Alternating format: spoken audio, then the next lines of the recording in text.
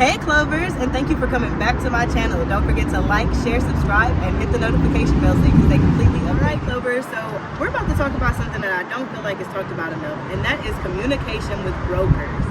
The name of the game is literally communication. You want to build a solid relationship with every broker that you contact. That way that they can help you in the future, and it just helps with networking purposes in general.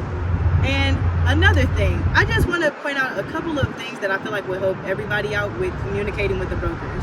So of course you want to make sure you're always confident. You know what you know, and you need to come to every broker fully prepared.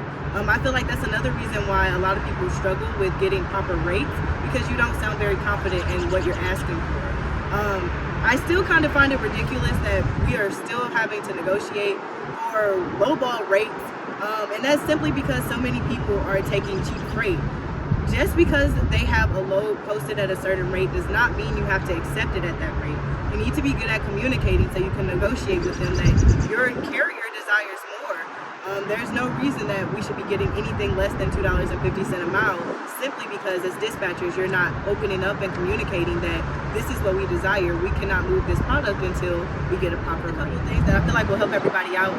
Rule number one, when you're communicating with the brokers, always just make sure you have proper phone and email etiquette.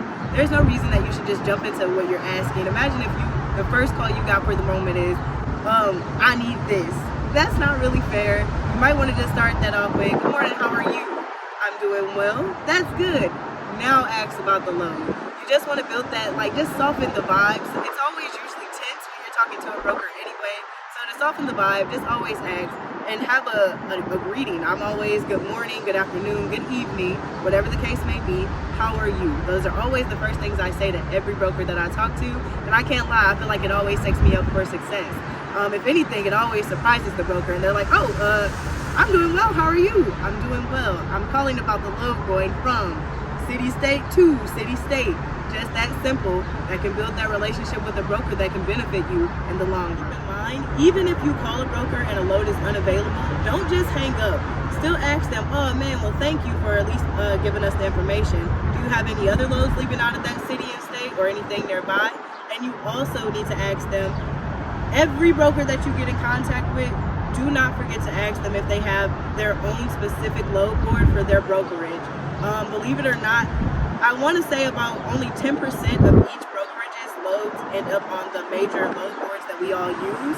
So always ask each individual broker if there's a way that you can get access to their private load board. It's usually free, and then if they're a good brokerage, that way you can consistently do business with them and build an even stronger relationship with that specific broker. And as a dispatcher, I feel like another thing that will help a lot of you guys out is if you actually set goals.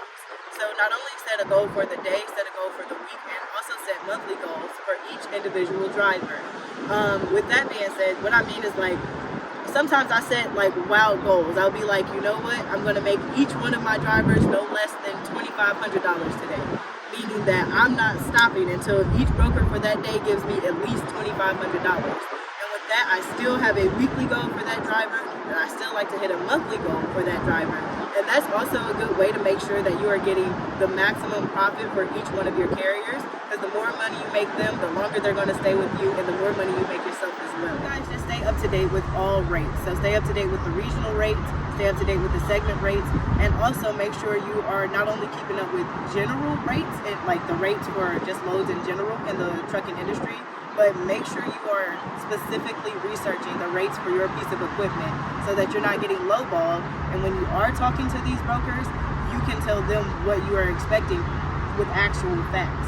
So if you know for a fact everybody in that region is making nothing less than $3.25 a mile, there's no reason for you to be booking a load at $2.50 because you know that fact. I feel like that's what is hindering a lot of dispatchers. We are just getting caught up in the day-to-day activities and not really researching to optimize not only your business, but that carrier's business as well. So I hope these pieces of advice help you guys out. Stay tuned. Don't forget to like, share, subscribe, and I love you guys. Bye.